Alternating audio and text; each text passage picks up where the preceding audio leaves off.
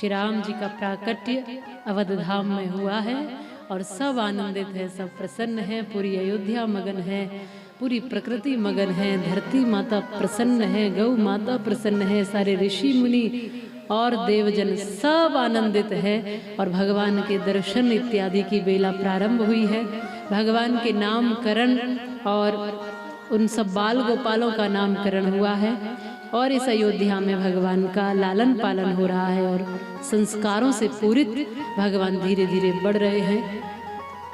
समय अनुसार यज्ञोपवीत इत्यादि करके वेदारंभ संस्कार किया और गुरुकुल वेदाध्ययन के लिए गए हैं। वहाँ से लौट कर के आए हैं। तब ऐसा कुछ दिनों पश्चात हुआ कि विश्वामित्र जी का आगमन हुआ।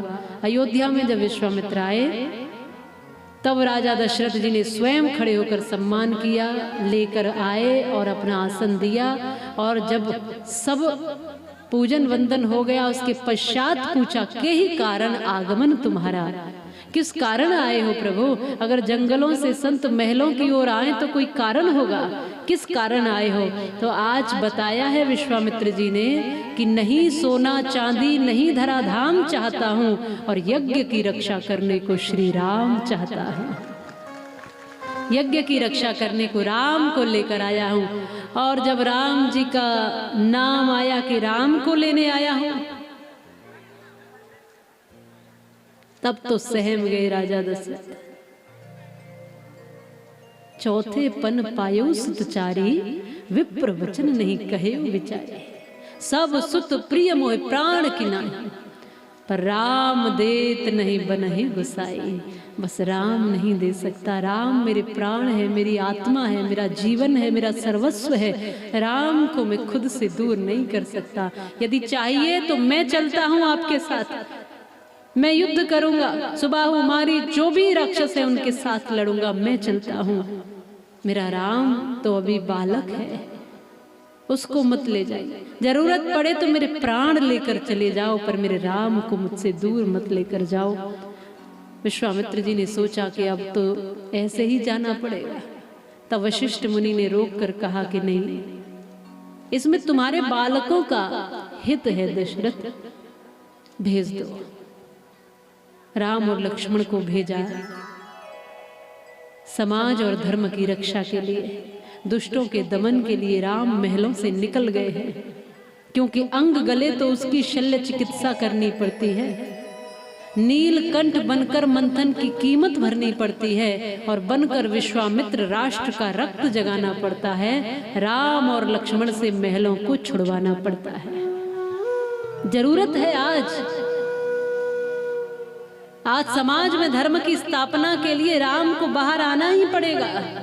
राम महलों में रह करके केवल महलों के राजा बनने के लिए नहीं आए हैं, राम सबके हृदय पर राज्य करने आए हैं। इसलिए विश्वामित्र ले गए। गुरु का काम ही यही है, बड़ों का काम ही यही है कि युवा पीढ़ी को बाहर निकाले घर से और समाज का आईना दिखाए कि तुम समाज की जिम्मेदारी हो, पूरे राष्ट्र का भार तुम्हारे कंधों पर है, तुम सामान्य नहीं हो। ये बताए कोई।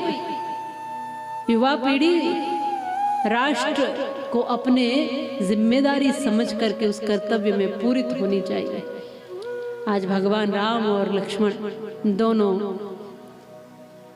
तमाम सिद्धियों को प्राप्त करके आगे बढ़े हैं। ताड़का का वध किया, सिद्धाश्रम पहुंचे। 6 दिन तक भगवान ने पहरा दिया है। 6वें दिन शाम संध्या के समय जब यज्ञ हो रहा है, तब सुबाहु मारीच और तमाम राक्षस आए।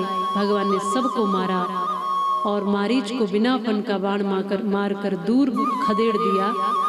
यह सिद्धाश्रम पवित्र हो गया, सुखी हो गया। विश्वामित्र प्रसन्न हुए और अब उन्होंने यह भाव रखा कि जनकपुर से निमंत्रण आया है, वहाँ धनुष यज्ञ कर रहे हैं राजा जनक, क्या तुम चलोगे?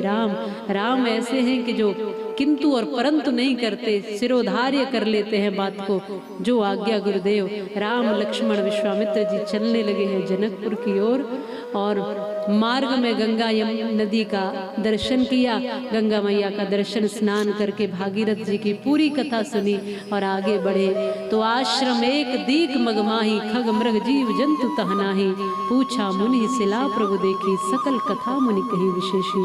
उस आश्रम को देखकर भगवान ने सारी कथा पूछी है मुनि से, गौतम ऋषि और अहिल्या जी की पूरी कथा सुनी। भगवान को लगा कि इसमें माता अहिल्या की कोई भूल नहीं है, तब स्वयं उस श्रापित आश्रम में गए हैं और भगवान की चरण रज से अहिल्या का उद्धार हुआ है। बोलिए रामचंद्र भगवान की जय। और आगे बढ़ गए हैं उद्धार करके। इसलिए भगवान कैसे हैं, यदि ताड़का की गलती होती है तो अपने हाथों से मारते हैं, और यदि अहिल्या की कोई गलती नहीं है तो अपने हाथों से तारते हैं। राम वैसे है। आगे बढ़े जनकपुर में, यहाँ पर जब पहुँचे स्वागत सम्मान हुआ, स्थान दिया, पुष्प वाटिका में पुष्प लेने के लिए गए हैं, तब वहाँ पर जानकी जी का प्रथम दर्शन हुआ है और वह छवि सदैव के लिए हृदय में बस गई। माता जानकी गौरी माता से बार बार पूजन करके यही मांगती है, ये सावरो सलोनो सो ही मेरो वर हो, ये सावरा सा ही वर मिले। और यही हुआ कि जब सभा में सब पहुँचे तो बड़े बड़े राजे महाराजे धनुष को हिला तक न पाए। गुरु आज्ञा से श्री राम जब खड़े हुए तब विनम्रता से खड़े हुए हैं और धनुष को ऐसे उठा लिया जैसे कोई फूलों की माला को बड़ी आसानी से उठा लेता है। धनुष पर प्रतिज्ञा चढ़ाई और प्रतिज्ञा चढ़ाते समय भयंकर ध्वनि हुई, धनुष के 2 टुकड़े हो गए हैं।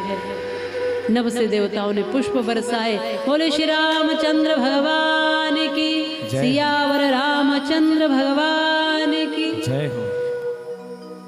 जब धनुष टूट गया,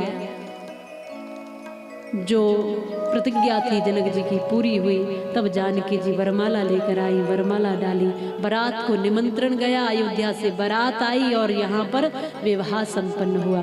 विवाह भी अब राम जी का ही होना था, लेकिन देखिए राम जी का विवाह जानकी जी के साथ हुआ, भरत जी का मांडवी जी के साथ हुआ है, लक्ष्मण जी का उर्मिला जी के साथ और शत्रुघ्न जी का श्रुतकीर्ति जी के साथ, चारों भाइयों का विवाह हो गया है।